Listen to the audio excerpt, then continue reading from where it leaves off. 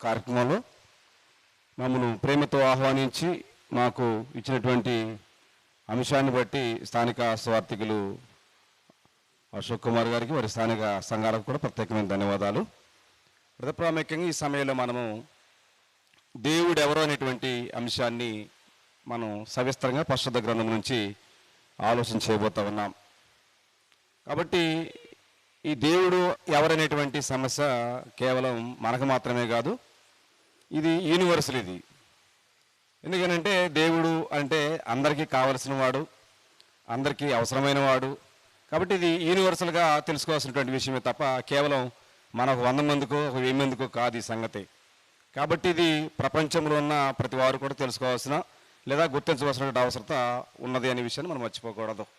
అయితే ప్రాముఖ్యంగా దేవుడు అనగానే చాలామంది సహజంగా అనేటువంటి సంగతి ఏంటంటే ఏడున్నారండి, దేవుడు ఉన్నారా అనేటువంటి మాట కూడా లేకపోలేదు. కాబట్టి మనం కీర్తనల గ్రంథం 53వ అధ్యాయం ప్రారంభోచనం చూస్తే దేవుడు లేడని బుద్ధిహీనులు తమ హృదయములు అనుకుందరు అన్నాడు.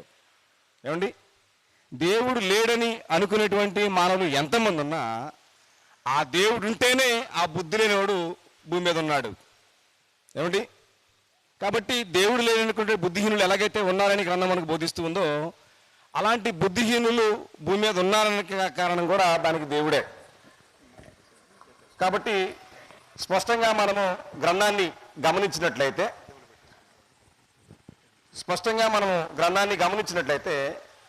దేవుడు ఉన్నాడనడానికి అనేకమైనటువంటి ఆధారాలు ఉన్నాయనే విషయాన్ని స్పష్టంగా గ్రంథం మనకు బోధిస్తుంది. దేవుడు ఉన్నాడు అనడానికి చాలా ఆధారాలు కూడా గ్రంథంలో ఉన్నాయి. కాబట్టి ప్రాముఖ్యంగా మనం గ్రంథాన్ని గమనిస్తే దేవుడు అనేటువంటి మాటను మనం ఏ సందర్భాల్లో ఎక్కడ మనము ఆలోచన చేసినా దేవుడు ఎవరు ఎలా ఉంటాడనే విషయానికి వస్తే ఆయన స్వయంభవుడు అనే విషయాన్ని గ్రంథం మనకు బోధిస్తూ ఉంది. అంటే అర్థం ఏంటి? ఆయన ఎవరి మీద ఆధారపడినటువంటి వారు అని అర్థమవుతుంది. స్వయంభవుడు అంటే తనకు తానుగా ఉన్నవాడు, ఎవరి మీదనో ఆధారపడి ఉన్నటువంటి వాడు కాడనే విషయాన్ని గ్రంథం మనకు బోధిస్తూ ఉంది. మరొక సంగతి ఏంటంటే మనము సృష్టించిన వాడు దేవుడు కాదు, మనల్ని సృష్టించిన వాడే దేవుడు.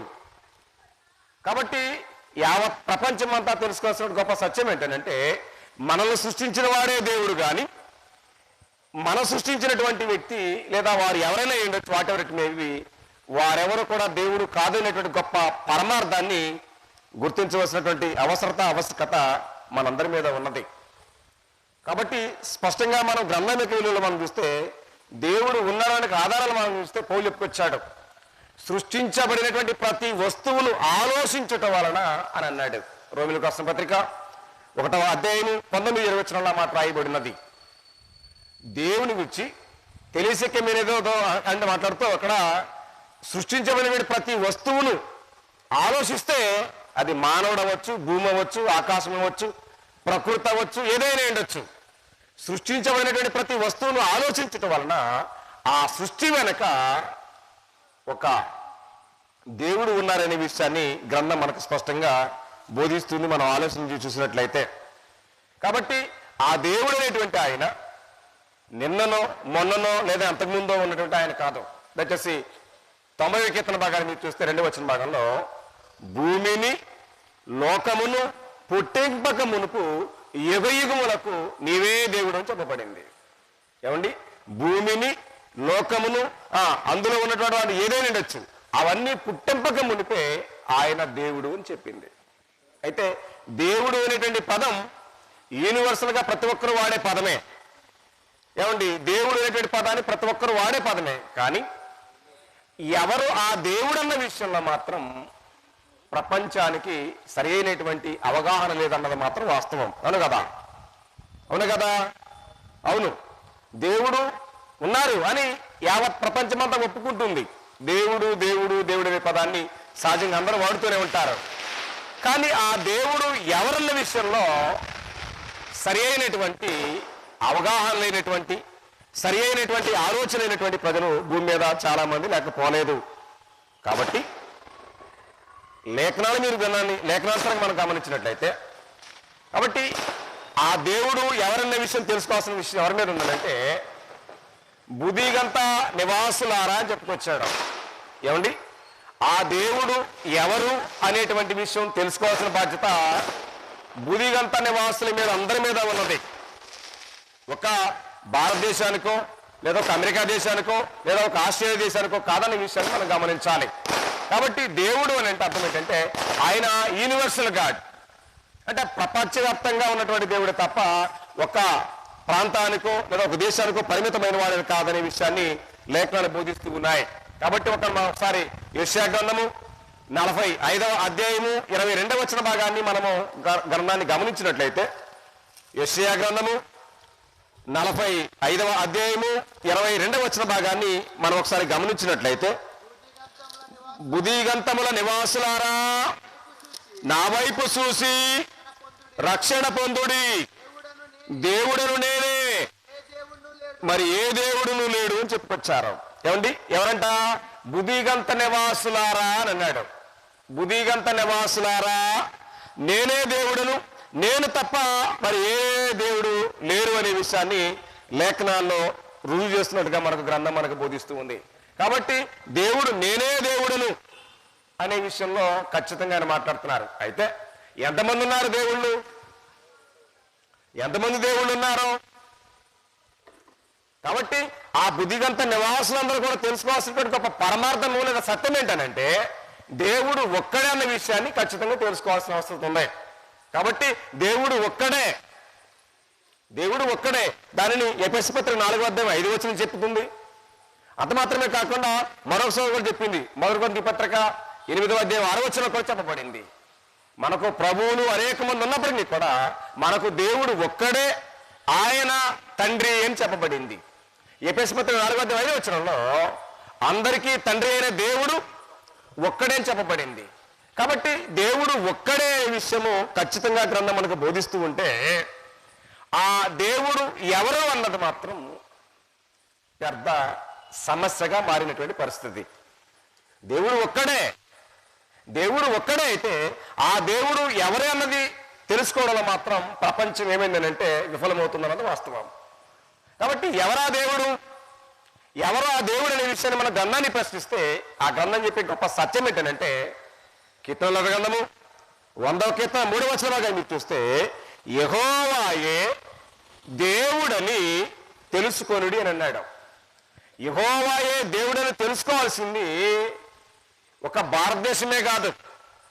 100వ కీర్తన యొక్క ప్రారంభోత్సవం మీరు చూస్తే సమస్త దేశములారన్నాడు. అంటే అర్థం ఏంటి? ఎంటైర్ వరల్డ్, సమస్త దేశములారా యెహోవాకు ఉత్సాహధ్వని చేయుడి అని అన్నాడు.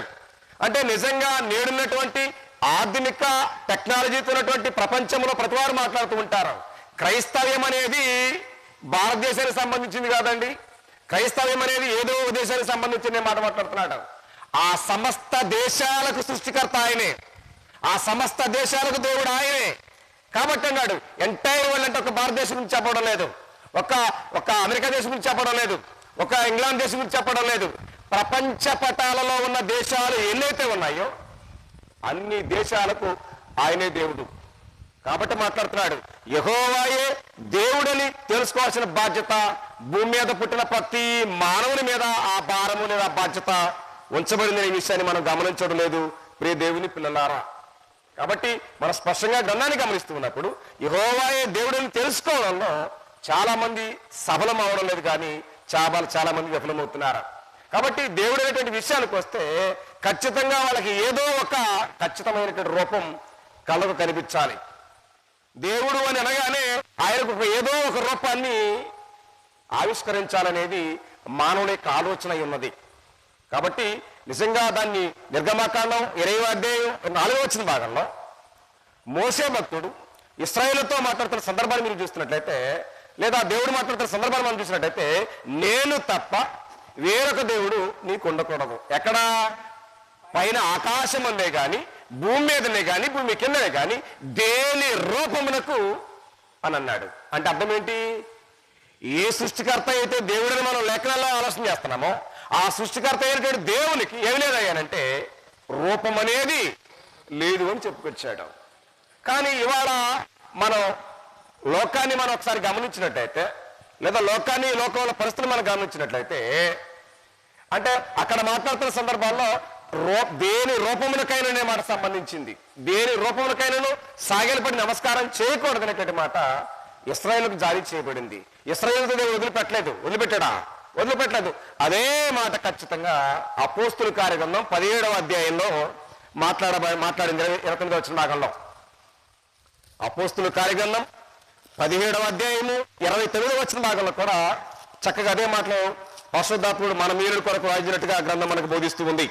17వ అధ్యాయము 29వ వచన భాగాన్ని కాబట్టి మనము దేవుని సంతానమయ్యుండి మనుషుల చమత్కార కల్పనవాడ మలచబడిన బంగారమునైనను వెండినైనను రాతినైనను దేవత్వము పోలి ఉన్నదని తలంచకూడదు అని అన్నాడు.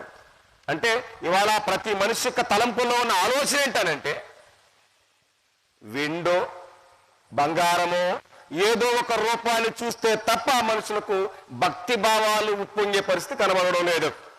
ఏమండి, ఏదో ఒక రూపాన్ని కళ్ళతో చూస్తే తప్ప దేవుడు అనేటువంటి భక్తి లేదా భావము లేదా ఆ ఆలోచన ఆ తలంపు బయటికి రాని పరిస్థితుల్లో ప్రపంచం ఉండింది ప్రియ దేవుని పిల్లలారా. కానీ లేఖనాలే బోధిస్తున్నాయనంటే ఏ రూపానికి దేవునికి సంబంధం లేదు. ఇక్కడ కూడా మాట్లాడుతున్నాడు, వెండిలో కానీ బంగారంలో కానీ లేదా నీకు విలువైనటువంటి వస్తువుల్లో ఏ దానిలో చూసినా సరే దానికి ఆ రూపం అనే దానికి నువ్వు దేవుని పేరు పెట్టకూడదనే విషయాన్ని ఖచ్చితంగా గ్రంథం మనకు బోధిస్తూ ఉంది. కానీ ఇవాళ మన మనసులో ఆలోచన ఏంటి? దేవుడు అనేటువంటి దానికి ఏదో ఒక ఆకారం, ఏదో ఒక రూపం, ఏదో ఒక చూస్తే తప్ప మనం ఇవాళ ఎట్లా అనుకునే పరిస్థితుల్లో మనం లేము. ఏమండి, నిజంగా అలాంటి ఆలోచన వాక్యమైనటువంటి క్రైస్తవుల్లో ఉండడం అనేటువంటిది చాలా బాధాకరమైన సంగతి ప్రియమైన దేవుని వల్లారా. అంత మాత్రమే కాదు, మనం గ్రంథాన్ని గమనించినట్టయితే ఆయన ఎవరనంటే అద్వితీయ దేవుడు అని అన్నాడండి. అద్వితీయ అంటే అర్థం ఏంటి? ఏకైక, రెండవ వారికి అవకాశము లేనట్టు అనే విషయాన్ని గ్రంథం మనకు బోధిస్తూ ఉంది. అద్వితీయ అంటే ఏకైక లేదా ఒకే ఒక్క లేదా రెండవ వారికి అవకాశము లేనట్టు అనే విషయాన్ని గ్రంథం మనకు బోధిస్తూ ఉంది. కాబట్టి దేవుడు ఒక్కడే బోధిస్తూ ఉన్న సందర్భాన్ని మనం చదివాం. కాబట్టి ఇక్కడ కూడా మన గ్రంథాన్ని గమనించినట్లయితే దాన్ని యెషయా గ్రంథము 37వ అధ్యాయం 20వ వచన భాగంలో ఆ మాట ఈ రీతిగా వ్రాయబడింది. యెషయా గ్రంథము 37వ అధ్యాయము 20వ వచన భాగాన్ని మనము స్పష్టంగా గ్రంథం నుంచి ఆలోచన చేసినట్లయితే యెషయా గ్రంథము 37వ అధ్యాయము 20 వచన భాగాన్ని మనం యెహోవా చూడండి ఇబ్బంది లేదు.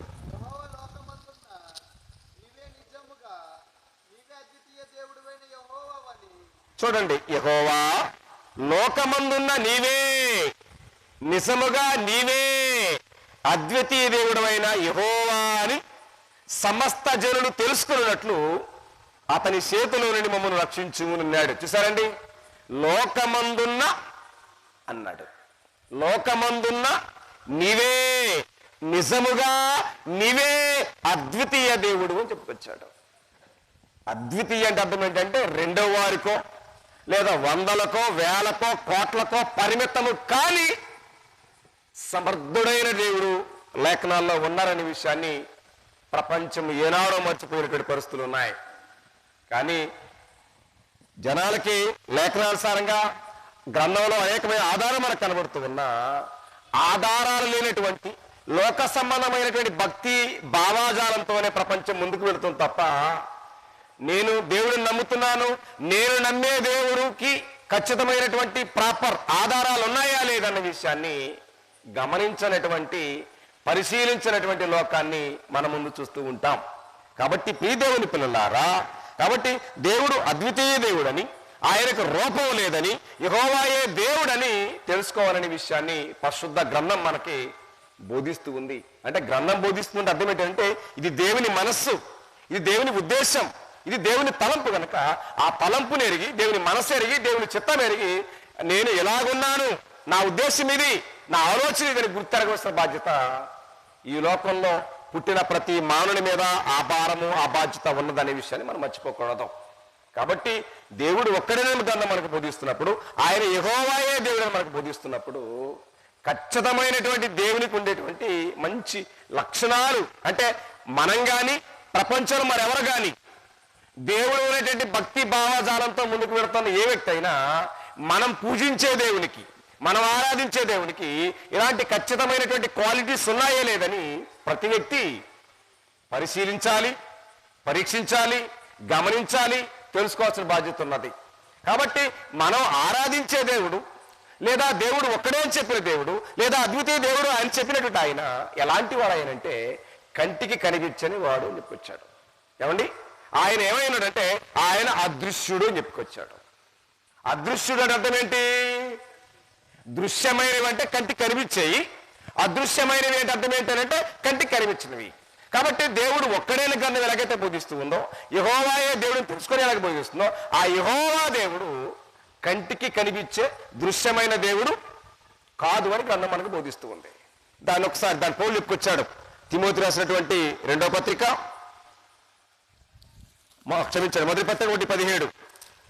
తిమోతి రాసిన మొదటి పత్రిక 1వ అధ్యాయం 17వ వచన భాగంలో అపోస్తలుడైన పౌలు ఈ సంగతి చెప్పుకొచ్చినట్టుగా గ్రంథం మనకు బోధిస్తూ ఉంది. 1వ అధ్యాయం 17వ వచన భాగాన్ని, సకల యుగములలో రాజయ్యుండి అక్షయుడును అదృశ్యుడగు దేవుని అద్వితీయ దేవునికి అని అన్నాడు.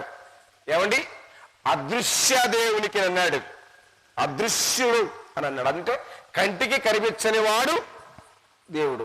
కంటికి కనిపించేది రూపం కానీ ఇంకా ఏదైనా ఉండొచ్చు, దానికి భూమి మీద దేవుడు అని పేరు పెట్టొద్దనే విషయంలో ఖచ్చితంగా లేఖనాలు మనకి సంధిస్తూనే వస్తున్నాయి, బోధిస్తూనే ఉన్నాయి, కానీ హెచ్చరిస్తూనే ఉన్నాయి అనే విషయాన్ని మనం మర్చిపోతూ ఉంటాం. కాబట్టి దేవుడు అని చెప్పుకునేటువంటి నీవైనా లేదా నేనైనా లోకంలో ఎవరైనా ఉండొచ్చు, ఆ దేవుడు అనేటువంటి ఆయనకున్న గొప్ప మొదటి లక్ష్యం ఏంటంటే ఆయన అదృశ్యుడు అని చెప్పుకొచ్చాడు. అంటే కంటికి కనిపించని వాడు అని చెప్పుకొచ్చాడు. అంటే కంటికి కనిపించిన వాడు అర్థం ఏంటి? దేవుడు ఏమై ఉన్నాడు అంటే నీ మనస్సులో ఉన్నటువంటి రూపం ఏదో ఉండొచ్చు, కానీ అది కాదు ఖచ్చితంగా. కాబట్టి ఖచ్చితమైనటువంటి ఆలోచన ఏంటంటే యెహోషువ 4:4 చెప్పొచ్చాడు, దేవుడు ఆత్మ అని చెప్పుకొచ్చాడు. ఏమండి, దేవుడు ఆత్మ అని చెప్పుకొచ్చాడు. అంటే అర్థం ఏంటి? ఆయనకు రూపం లేదు. నువ్వు చమత్కారంతో కలిసినటువంటి వెండితో కానీ బంగారంతో కానీ కర్రతో కానీ నువ్వు దేంతో కూడా ఆ రూపాన్ని చెక్కడం అనేది, లోకానికి చూపించడం అనేటువంటి మాట ఖచ్చితంగా లేఖనాలకు విరుద్ధం. కాబట్టి లోకంలో చాలా మంది చాలా ప్రయోగాలు చేయొచ్చు, కానీ వాస్తవానికి అవి అనుసరింపదగిన లేదా నమ్మదగినటువంటి వాస్తవాలు కాదనే విషయాన్ని మనం ఆలోచించవలసినటువంటి విషయం ఉన్నది. కాబట్టి మొదటిది ఏంటనంటే ఆయన అదృశ్యుడు అని చెప్పుకొచ్చాడు. రెండవది ఏంటనంటే ఆయన అంతటను అందరిలోనూ ఉన్నవాడని అర్థం ఏంటంటే ఆయన నిత్యుడు అని చెప్పుకొచ్చాడు. ఏమండి, నేను అంతట కూడా ఉన్నవాడని చెప్పుకొచ్చాడు. దయచేసి ఒకసారి ఇర్మియా గ్రంథం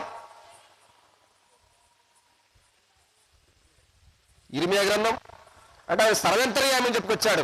ఇర్మియా గ్రంథం 23వ అధ్యాయము 23వ వచన భాగాన్ని, ఇర్మియా గ్రంథము, నేను సమీపము నుండు దేవుడును మాత్రమేనా, దూరము నుండు దేవుడును కానా, యెహోవా సెలవిచ్చిన మాట ఏదనగా నాకు కనబడకుండా రహస్యములో దాగుగలవాడెవరైనా కలడా, నేను భూమి ఆకాశంలో ఉన్నవాడను కానా అని అన్నాడు. అంటే అర్థం ఏంటనంటే ఆయన సర్వాంతర్యామైన దేవుడు, ఎక్కడ ఉండి వేరే చోట ఉండకూడని దేవుడు కాడు ఆయన. ఆయన సర్వాంతర్యామైన విషయాన్ని ఖచ్చితంగా గ్రంథం మనకు బోధిస్తూ ఉంది. అంటే పలానా చోట దేవుడు లేడు అని చెప్పేటువంటి సామర్థ్యం ప్రపంచంలో ఎవరికీ లేదు.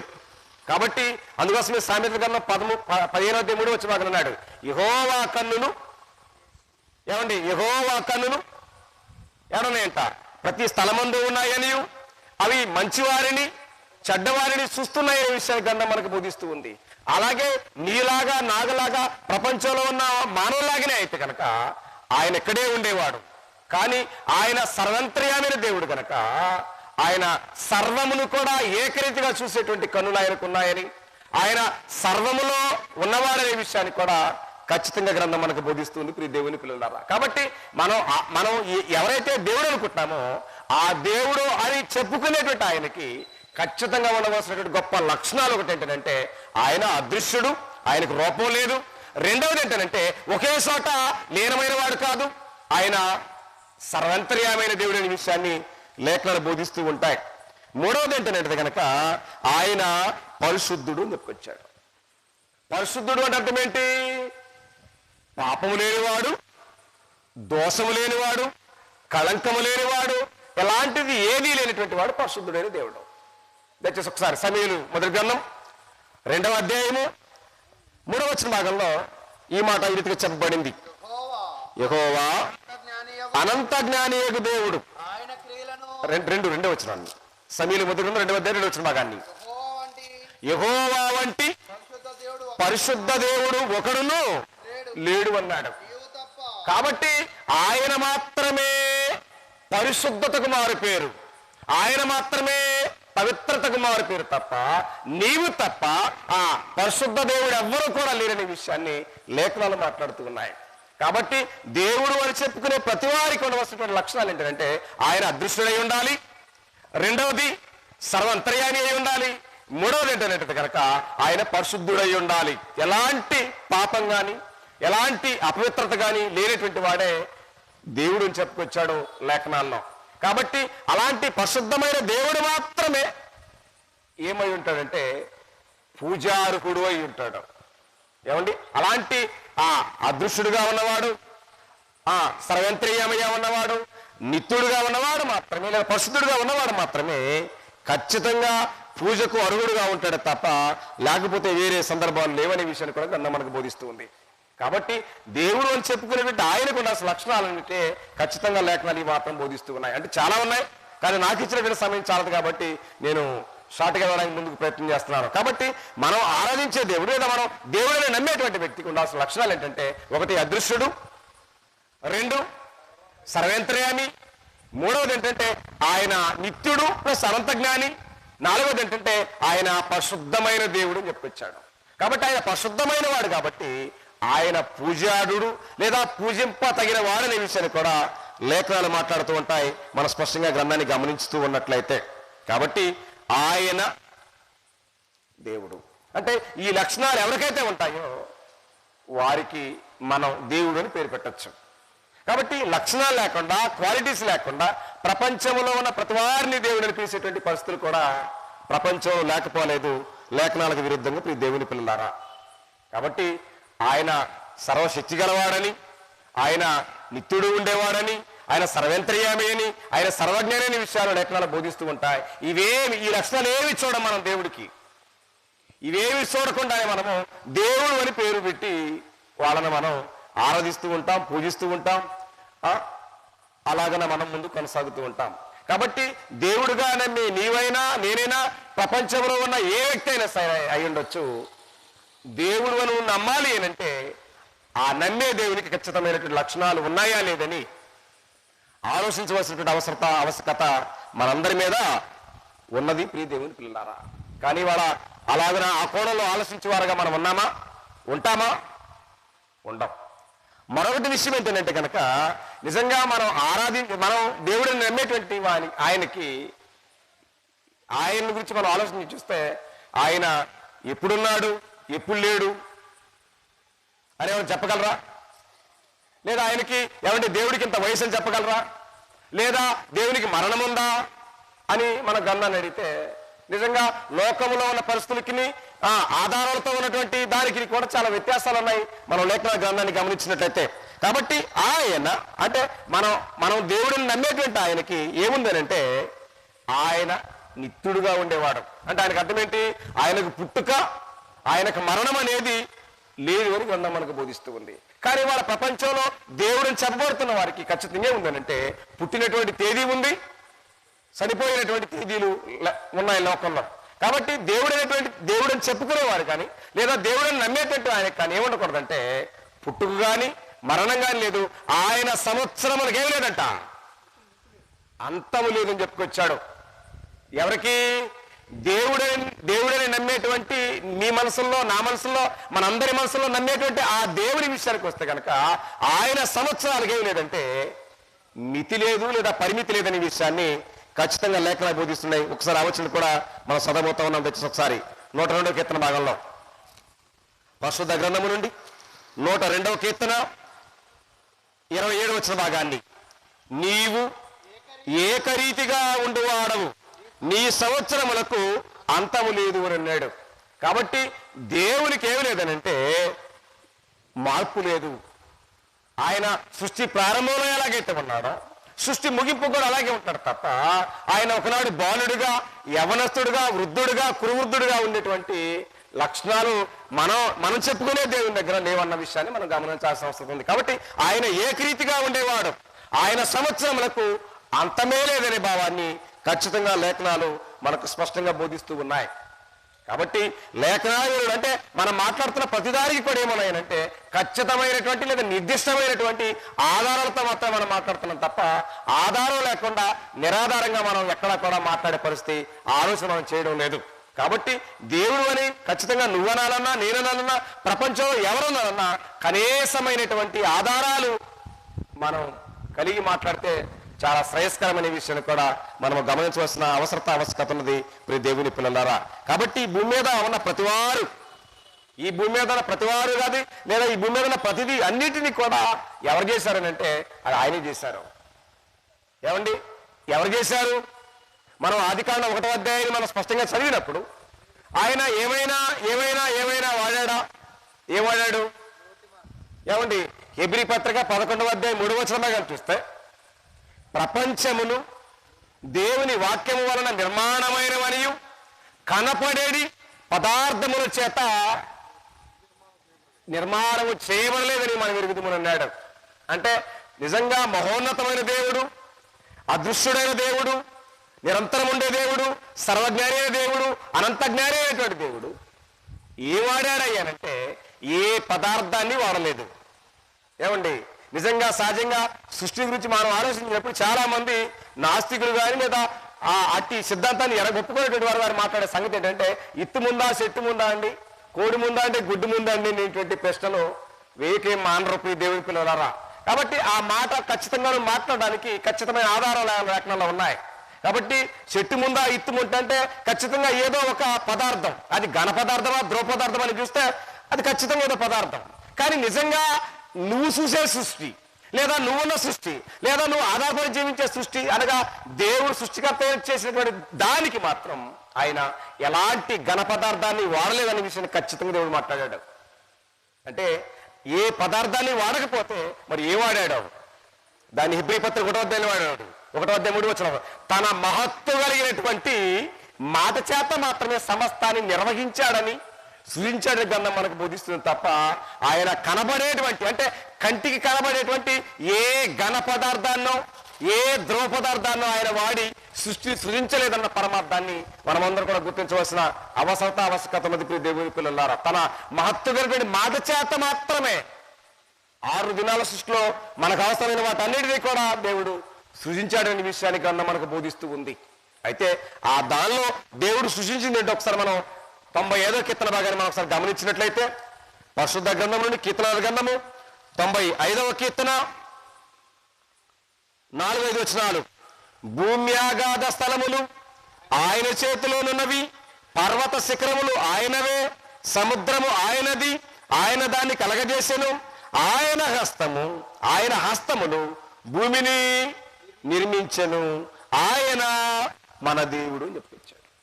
కాబట్టి సముద్రం ఉందో, భూమి ఉందో, భూమి మీద ఏదుందో కానీ వీటన్నిటిని చేసినటువంటి వారు మాత్రం దేవుడిని గ్రంథం మనకు బోధిస్తుంది.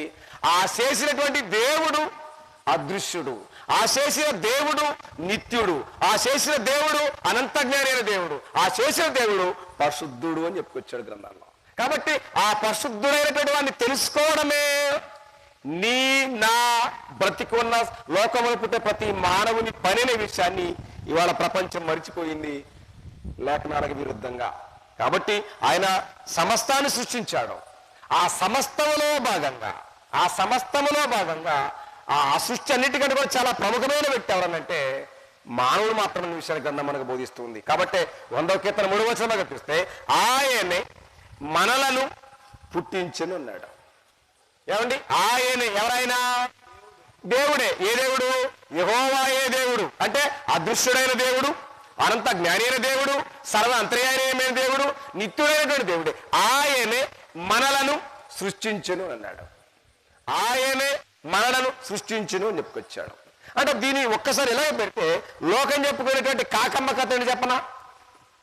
దేవుడే మనం సృష్టించాడే గ్రంథంలో ఆధారం మనకుంటే లోకం చెప్పేటువంటి కాకమ్మ కథ ఏంటి చెప్పనంటే, చార్లెస్ డార్విన్ అనేటువంటి ఒక సైంటిస్ట్ ఉన్నారు.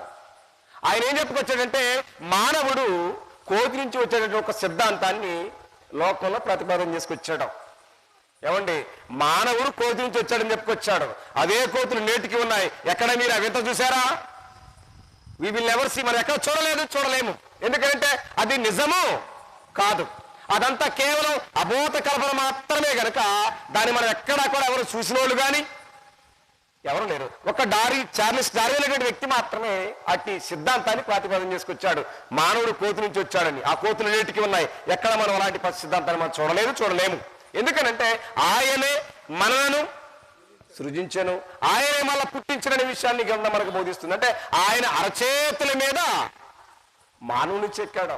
నిజంగా 6 దినాల సృష్టి యావత్తు కూడా పుట్టించుగాక లేదా కలుగుగాక అంటే కలిగినాయి, కానీ కేవలం ఒక మానవుని మాత్రం మినహాయించాడు తన స్వహస్తాల చేత. అది ఆదికాండం 2:7 చెప్పుకొచ్చాడు. దేవుడైన యెహోవా నేల మట్టితో నరుడు నిర్మించి వారి నాసికారంధ్రంలో జీవాయులు వదగా నరుడు జీవాత్మ. అంటే అలాంటి గొప్ప ఆధిక్యతల దేవుడు, అనంత జ్ఞాని అయిన దేవుడు, సర్వశక్తిమంతుడైన దేవుడు, అంటే అదృశ్యుడైన దేవుడు కేవలం మానవుడికి మాత్రమే ఏం చేశాడు? తన స్వహస్తాలను ఉపయోగించి అరచేతుల మీద చెక్కడని యెషయా గ్రంథంలో కూడా మాట్లాడుతూ ఉంటాడు. కాబట్టి లేఖనాల వేరేలో దేవుడెవరో తెలుసుకోకుండా మనం ఏదో ప్రయత్నం చేస్తూ లోకంలో కాలయాపన చేస్తున్నామే కానీ నిజమైన దేవుడిని తెలుసుకొని నిజమైన దేవుని దగ్గరకు వచ్చి నిజమైన దేవుడిని ఆరాధించేటువంటి ఆధిక్యత ప్రజలందరికీ కావాలని దేవుడు ఎదురు చూస్తూ ఉన్నాడు. ప్రియ సహోదరి సహోదరులారా, కాబట్టి ఆయనే మనల్ని పుట్టించాడు, ఆయనే మనల్ని సృజించాడు. సృజించబడినటువంటి మనలను ఆయన ఊరకే గాలికి వదిలేశాడా? ఏమంటే వదిలేశాడా? భూమి మీద సృజించబడిన మానవునికి, పుట్టించబడిన మానవునికి ఏం కావాలి? భూమి మీద జీవనం కొనసాగాలి అంటే ఏం కావాలి? ఖచ్చితమైనటువంటి కావాలి. ఏం కావాలి? దానిలో ఖచ్చితంగా మానవుడికి ఏం కావాలి చెప్పండి? ఏమండి ఏం కావాలి? ఏం కావాలి? 2:7 చదువుతాం మనం. దేవుడైన యెహోవా నేల మట్టితో నరుని నిర్మించి వారి నాసికారంధ్రంలో జీవవాయువుని ఊదాడు అంటారు. ఏంటో ఆ వాయువు? ఏమండి, మానవునికి ప్రాణవాయువు ఆక్సిజన్. ఆక్సిజన్ ఎక్కడి నుంచి రావాలా? వృక్షాల నుంచి రావాలా. కాబట్టి ఆ వృక్షాలు మనకేమిస్తాయి? ఆక్సిజన్ ఇస్తాయి. మనం వాటికేమిస్తాము? అంటే అవి ఎదగాలంటే మనం అవసరం, మనం ఎదగాలంటే అవి అవసరం. కాబట్టి వీటిని అన్నిటినీ చేశాడు కాకనే ఆయన అనంత జ్ఞానమైనటువంటి దేవుడు అనే విషయాన్ని గ్రంథం మనకు బోధిస్తుంది. కానీ మనం ఆలోచన చేయము. వాటి విలువ అంటే ఆ ప్రాణవాయువు యొక్క విలువ ఎప్పుడు అర్థమైంది మనకనంటే, ఆ ప్రాణవాయువు యొక్క విలువ, దాని ఆధిక్యత నిజంగా 2020లో మనకు అర్థమైంది. అప్పుడు ఆలోచన చేసాం కానీ తిరిగి మళ్ళీ మనం ఆలోచన చేయలేదు. చేస్తామా? చేయం. ఎంతసేపటికి అవసరంలో ఉన్నప్పుడు మాత్రం మనం ఆలోచన చేస్తాం తప్ప అవసరం దాటిన తర్వాత దేని గురించి మనం ఆలోచన చేయం. ఈ వాస్తవాలు ఇవన్నీ కూడా. కాబట్టి దేవుడు మనం అరచేతుల మీద చెక్కి ఆయనే మళ్ళీ పుట్టించి ఆయనే మనం సృజించి ఏదో గాలికి అట్లా వదిలేయలేదు. వదిలివేయకుండా మనం అందరం పెరిగి పెద్దవారమై దేవుడు ఆశీర్వదించాడు. మీరు ఫలించాలి, అభివృద్ధి పొందాలి, విస్తరించాలి, భూమిని నిందించాలి, దాన్ని ఏలుబడి చేయాలని దేవుడు ఆశీర్వదించాడు. అలాంటి ఆశీర్వాదాలకు మీరు వారసులు అవ్వాలంటే మనకేం కావాలా? ఏం కావాలండి?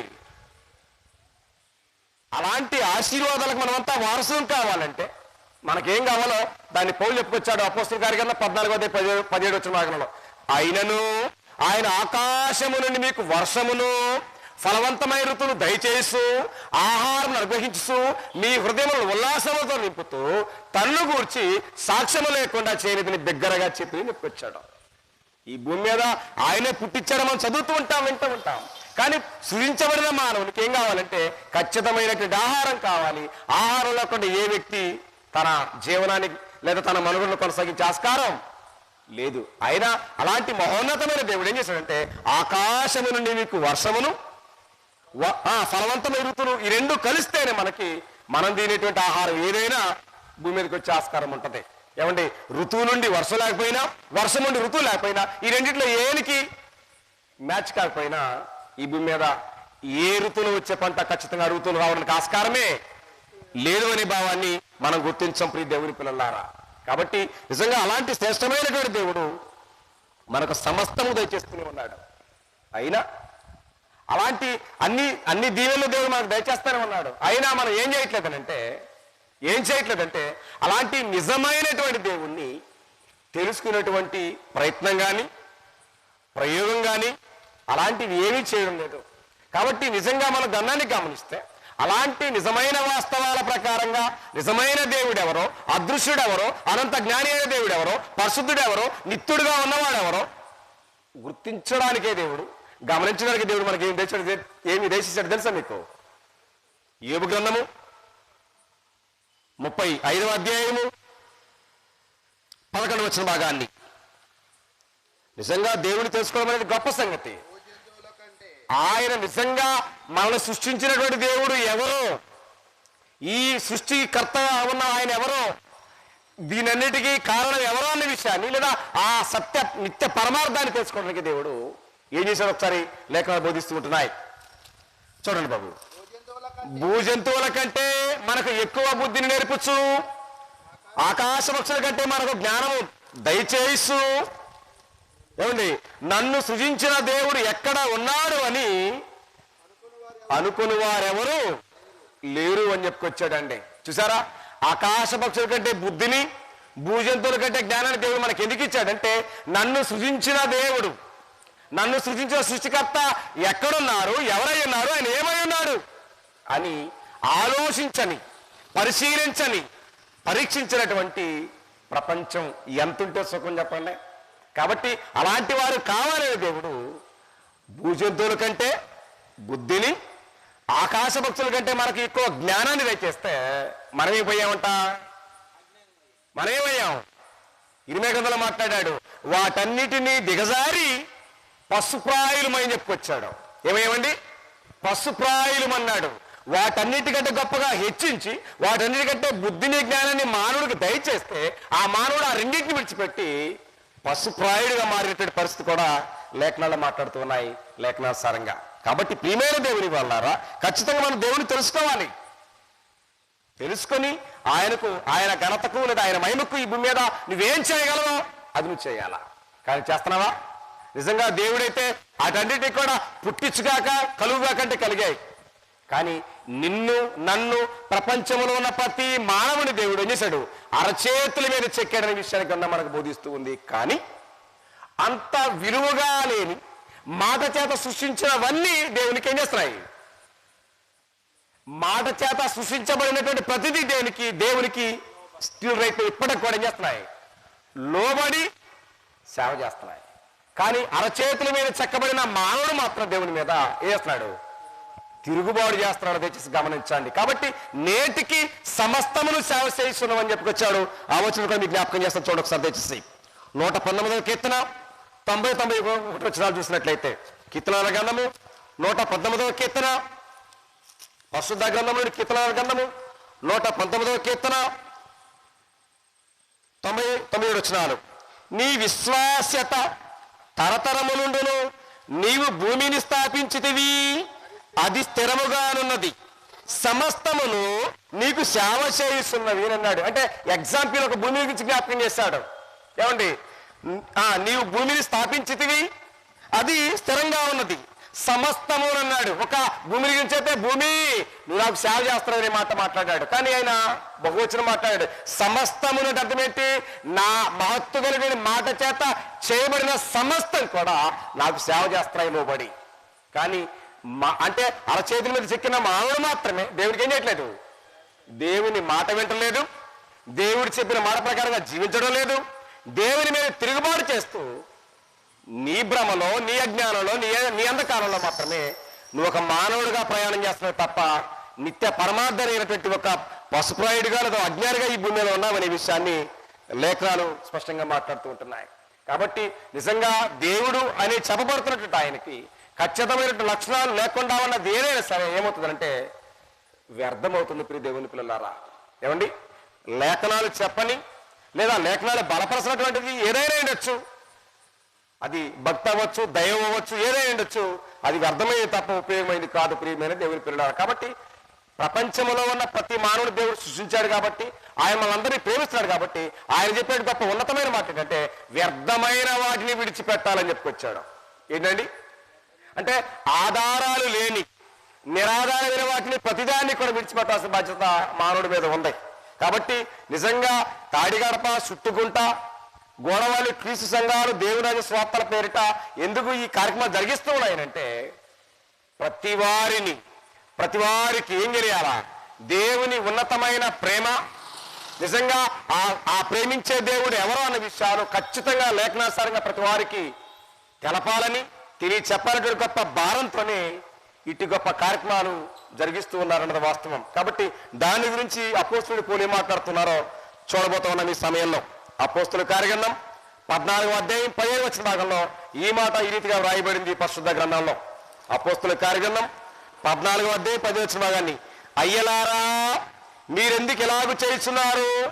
మేము కూడా మీ వంటి స్వభావం గల నరులమే, మీరు వ్యర్థమైన వాటిని విడిచిపెట్టి అని అన్నాడు. ఏమండి, వ్యర్థమైనది దేవుడి పేరుతో కానీ, భక్తి పేరుతో కానీ, లేదా పూజల పేరుతో కానీ ఏమి చేసినా, అంటే ఆధారం లేని నిరాధారమైన ఏం చేసినా వ్యర్థమైంది అనే విషయాన్ని ఇక్కడ గ్రంథం మనకు బోధిస్తుంది. కాబట్టి ఏం చెప్తున్నాడంటే, వ్యర్థమైన వాటిని విడిచిపెట్టి ఆకాశమును, భూమిని, సముద్రమును, వాటిలో ఉండు సమస్తమును సృజించిన జీవగల దేవుని వైపు తిరగవలనని స్వార్థ మీకు ప్రకటిస్తూ ఉన్నానని చెప్పుకొచ్చాడు పౌలు. కాబట్టి నేడున్న ప్రపంచానికి ఏం కావాలంటే స్వార్థ కావాలా? ఆ స్వార్థ కూడా ఏం చేస్తుంటే జీవం, అంటే వ్యర్థమైన వాటిని విడిచిపెట్టి, అంటే నీ తలంపుల్లో, నీ మనసుల్లో, నీ మోహంలో ఉన్న దేవుడెవరో, ఆ నిజమైన దేవుడికున్న ఆధారం ఏంటో ఎలగకుండా చేసేటువంటి పూజ అయినా, భక్తి అయినా, ఆరాధన ఏదైనా వాటి అది వ్యర్థమైన చెప్పుకొచ్చాడు పౌలు. కాబట్టి వ్యర్థమైన వాటిని విడిచిపెట్టి ఆకాశమును, భూమిని, సముద్రమును, వాటిలో ఉండు సమస్తమును సృజించిన జీవము గల దేవుని వైపు తిరగవలనని మీకు సువార్త ప్రకటిస్తూ ఉన్నామని చెప్పుకొచ్చాడు లేఖనానుసారంగా. కాబట్టి ఇవాళ ప్రపంచానికి కావాలి సువార్త. ఈ సువార్త ప్రపంచానికి కావాలి. కాబట్టి ప్రపంచానికి సువార్త దేని ద్వారా రావాలంటే సంఘము ద్వారా మాత్రం రావాలని దేవుడు కోరుతున్నాడు. కాబట్టి ఆ పనిని బాధ్యతగా, విధిగా స్థానిక సంఘాలని కూడా నిర్వహించాలనే విషయాన్ని గ్రంథం మనకు బోధిస్తూ ఉంది. కాబట్టి ఇంత జరిగినా సరే ప్రపంచానికి, ప్రపంచం ముందుకు దేవుడు జ్ఞానం ఇచ్చాడు. అంటే పాత నిబంధనల వారికి, కొత్త నిబంధనల వారికి వ్యత్యాసం ఏంటంటే, పాత నిబంధనలు కేవలం ధర్మశాస్త్రం ఎవరి దగ్గర ఉండేది? యాజకుల దగ్గర మాత్రమే ఉండేది, అందరి దగ్గర అవైలబుల్గా ఉండేది కాదు. కానీ కొత్త నిబంధన క్రైస్తవ్యంలో పరిశుద్ధ గ్రంథం అనేది కేవలం బోధించేవారి దగ్గరే ఉందా? అందరి దగ్గర ఉందా? అందరి దగ్గర ఉన్నా సరే ఏమైంది? ప్రపంచంలో అజ్ఞానం ఎక్కువైంది. అందరి దగ్గర ఉన్నా అజ్ఞానం ఎక్కువైంది తప్ప జ్ఞానాన్ని ప్రకారంగా నడిచేటువంటి పరిస్థితుల్లో ప్రపంచం లేదన్నది వాస్తవం ప్రియమైన దేవుని వాళ్ళరా. కాబట్టి ఎంతో మంది ప్రవక్తలు వచ్చారు, ఎంతో మంది అపోస్తులు వచ్చారు, ఎంతో మంది బోధించారు. అయినా ప్రపంచానికి ఏం కాలేదంటే దేవుని గురించి పరిపూర్ణమైన అవగాహన కానీ, జ్ఞానం కానీ, ఆలోచన కానీ లేని పరిస్థితుల్లో ఉన్నాయి. కానీ నిజంగా ఆయన వచ్చి ఆ పరిస్థితి కూడా చెప్పాల్సి వచ్చింది. ఒకసారి యోహాను రాసిన మొదటి పత్రిక 5వ అధ్యాయం 20 వచనం, నా మాట ముగించి నా ముగింపులోకి వచ్చాను.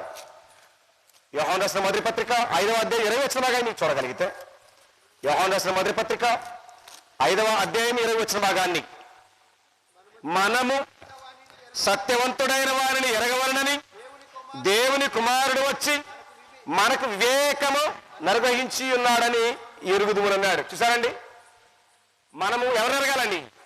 సత్యవంతుడైన వారిని. ఎవరా సత్యవంతుడు అంటే ఆకాశమునకును భూమికి సృష్టికర్త అయినటువంటి యెహోవాయే ఆ సత్యవంతుడైనటువంటి దేవుడు. కాబట్టి ఆయనను ఎరగవలనని దేవుని కుమారుడు వచ్చి వివేకాన్ని అనుగ్రహించాడన్నాడు. నిజంగా దేవుని కుమారుడు వచ్చి అనుగ్రహించినటువంటి ఈ వివేకాన్ని లేదా ఈ జ్ఞానాన్ని కూడా నువ్వు అవలంబించకపోతే, నేర్చుకోకపోతే, లేదా పాటించకపోతే, దాని ప్రకారం నడవలేకపోతే నీ భక్తికి ఏమైనా ఆధారం ఉందా? ఏమన్నా ఉందంటారా? కాబట్టి మీ దేవుని పిల్లలారా ఆలోచించమని మనవి. కాబట్టి ఇక్కడున్న మనమే కాదు, ఈ యాంత్రిక శబ్దాలు వినిపోయి ప్రతి వారు కూడా ఆలోచించాల్సిన విషయం ఇది.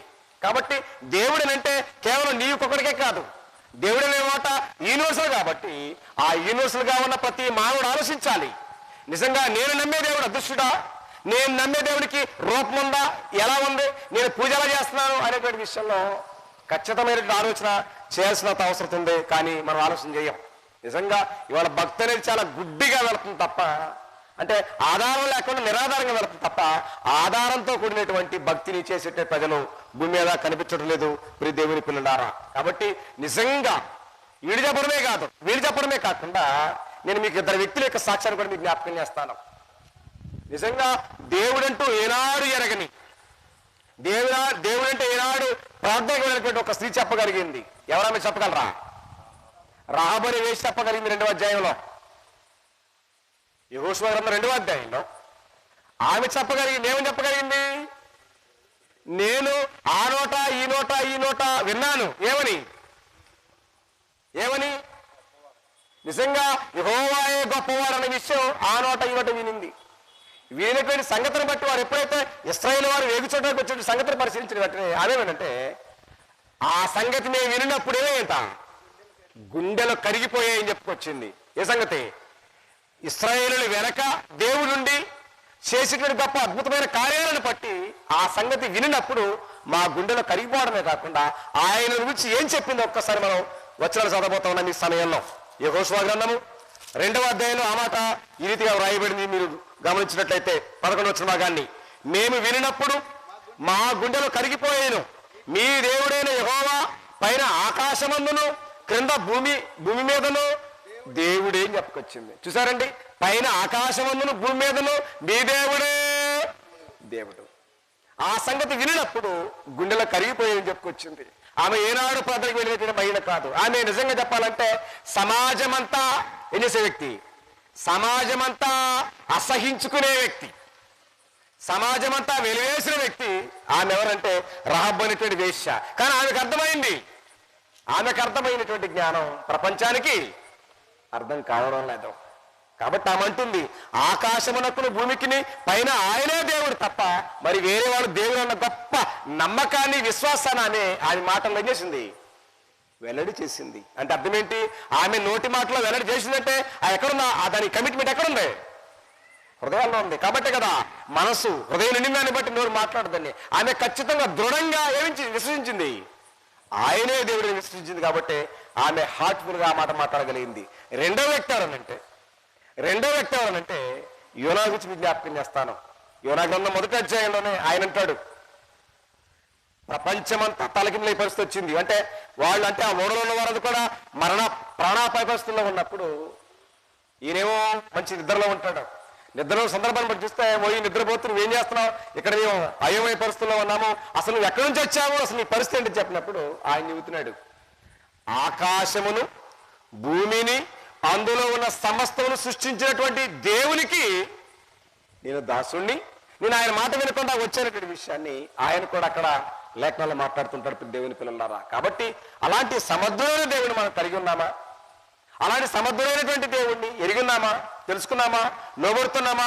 ఆయన మాట ప్రకారంగా ఈ భూమి మీద జీవించే జీవిత భక్తి విధానం అలా ఉందా అనే విషయంలో లోకానికి కానీ మనకు కానీ అలాంటి క్లారిటీ ఉండాలని దేవుడు కోరుతున్నాడు. కాబట్టి ప్రియమైన దేవుని అన్నారా, కాబట్టి దేవుడు మనకు తన స్వరూపాన్ని తన పోలిక ఎందుకు ఇచ్చాడంటే నిజంగా ఆయన ఎరగాలని, ఆయన మనసు ఏంటో, ఆయన ఉద్దేశం ఏంటో, ఆయన భావం ఏంటో గుర్తెరిగి దేవునికి మహిమకరంగా ఉండడానికి దేవుడు జగత్తుకు పునాదులు లేనప్పుడే దేవుడు మనందరినీ సృజించాడు. ఏమండి, నిజంగా సృష్టి ముందా, మానవుడి ముందా? దేవుని మనసులో ఏమండి, దేవుని మనసులో సృష్టి ముందా, మానవుడి ముందా అంటే మానవుడే ముందు దేవుని మనసులో.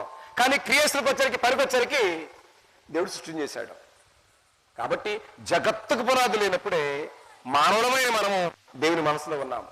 కానీ భూలోకానికి వచ్చిన తర్వాత దేవుణ్ణి, దేవుని మనసుని, దేవుని తలంపుని, దేవుని ఉద్దేశాన్ని కాలరాసి ఏమండి పారవేసి కేవలం మన ఇష్టాలకు, మన స్వతంత్రాలకు మనం బ్రతికేస్తున్నామే తప్ప మన సృష్టి వెనక, మన జన్మ వెనక ఒక దేవుడు ఉన్నారని, ఆయనే యెహోవాయే దేవుడు అనే విషయాన్ని పరిపూర్ణంగా ఎరగాలనే భావాన్ని ఖచ్చితంగా లేఖనాలు బోధిస్తూ ఉంటాయి. కానీ నిజంగా ఈ దేవుడు ఇచ్చినటువంటి సమస్తాన్ని సద్వినియోగం చేసుకుంటూ భూమి మీద కాలయాపం చేసి బ్రతికితే ఉపయోగం ఉందంటారా? ఏదో భూమి మీద ఎలాగో ఒకలాగా బ్రతికేస్తున్నామనే భ్రమలో ఉండొచ్చు. కానీ ఈ భూమి మీద జీవించే ప్రతి మానవునికి ఒకటి ఉందనే విషయం మర్చిపోకండి. దయచేసి దామాన ముగిసిపోతున్నాడు. చివరిగా అపోస్తులుడు పౌలు మాట్లాడుతున్నమాట తెస్సలోనికైయులకు రాసిన 2వ పత్రిక 1వ అధ్యాయము 6-8 వచనాల్లో మాట్లాడుతున్న సందర్భం చెప్పి నేను సమయాన్ని మీకు ఇచ్చేసేస్తాను. అపోస్తలుడైన పౌలు తెస్సలోనికీయులకు రాసిన 2వ పత్రిక 1వ అధ్యాయము 6-7 వచనాల్లో ప్రభువైన యేసు తన ప్రభావమును కనబరుస్తూ దూతలతో కూడా పరలోకము నుండి అగ్నిజ్వాలలో ప్రత్యక్షమైనప్పుడు దేవుని ఎరగని వారికి, మన ప్రభువైన యేసు సువార్తకు లోబడిన వారికి ప్రతి దండన అన్నాడు. నిజంగా ప్రపంచానికి తెలిసింది ఒకటే. ఎందుకంటే ప్రపంచానికి అర్థమైంది ఏంటంటే యోహాను 3:16 మాత్రమే. దేవుడు లోకమును ఎంతో ప్రేమించిన ఒకవైపు వచ్చి వస్తుంది. కానీ హెబ్రీ పత్రిక 12:28 వచ్చిన భాగంలో మనము నిశ్చలమైనటువంటి భక్తి కలిగి వినయ భయభక్తులతో దేవునికి ప్రీతికరమైన సేవ చేయదము. మన దేవుడు ఏమైనాడు? దహించి అగ్ని అయినాడు అన్న వాస్తవ పరమార్థాన్ని ప్రపంచం మరిచిపోయి దేవుడు ఎంతసేపటికి ప్రేమామయుడైన భ్రమలో బ్రతికేస్తుంది. ఆలోచించేయండి. కాబట్టి ఇక్కడ అన్నాడు, దేవుణ్ణి ఎరగని వారికి, సువార్తకు లోబడిన వారికి ఏముందంటే ప్రతి దండన ఉంది అని చెప్పుకొచ్చాడు. కాబట్టి నిజంగా ఈ భూమి మీద, ఈ భూలోకానికి నువ్వు వచ్చావంటే, నువ్వు ఉన్నావంటే అది కేవలం నీ కోరిక కాదు, నీ తల్లిదండ్రుల కోరిక కాదు, లేదా నీ తాత ముత్తాతల కోరిక కాదు. ఇది ఈ భూమి మీద సజీవులుగా నువ్వు ఉన్నావు అని అంటే జగత్తుకు పునాదులు నివేయబడక అది తండ్రి అయినటువంటి దేవుని ప్రణాళికని, చిత్తమని, ఉద్దేశమని గుర్తించి ఈ భూమి మీద జీవించే నా జీవితంలో దేవుని చిత్తమేంటో, దేవుని ఇష్టమేంటో గుర్తెరిగి దేవుని మహిమార్థమైనటువంటి కుటుంబాలుగా ఈ భూమి మీద మనం అందరం ఎదగాలని దేవుడు కోరుతున్నాడు. దేవుని పిల్లడారా. కాబట్టి అది అన్నాడు, దేవుని ఎరగిన వారికి, స్వార్థకు లోబడిన వారికి కాలం అయిపోయింది అనుకో మాకండి. కాబట్టి ఈ లోకంలో బతికిన కాలం అంతా వృధా చేస్తే ఊరకేం పోతుంది. దేవుని ఎరగిన వారికి, స్వార్థకు లోబడిన వారికి ఖచ్చితమైన ప్రతి దండన ఉన్నదనే భావాన్ని గుర్తించి అలాంటి భయంతో, భక్తితో నిజమైన దేవుడు ఎవరో గుర్తెరిగి దేవునికి మహిమార్థమైనటువంటి వారుగా ప్రతి ఒక్కరు బ్రతకాలని ఈ రాత్రికాల సమయంలో ప్రతి ఒక్కరిని పేరు పేరున హెచ్చరిస్తూ ఈ అవకాశానికి ఇచ్చినటువంటి దేవునికి హృదయపూర్వకమైన కృతజ్ఞతాస్తులు సమర్పిస్తూ ఇటు వాక్యాన్ని ఎంతో ఓపికతో ఉన్నట్టు మీ అందరికీ ప్రత్యేకమైన ఉన్నా తెలియజేస్తూ ఇటువంటి గొప్ప కార్యక్రమాన్ని ఏర్పాటు చేసినటువంటి స్థానిక 3 సంఘాలకి, స్వార్థికులు అశోక్ గారికి, వారి కుటుంబానికి, కూడి మీ అందరికీ కూడా నా హృదయపూర్వక వందనాలు తెలియజేస్తూ నా మాట ముగిస్తున్నాను. అందరికీ నా వందనాలు.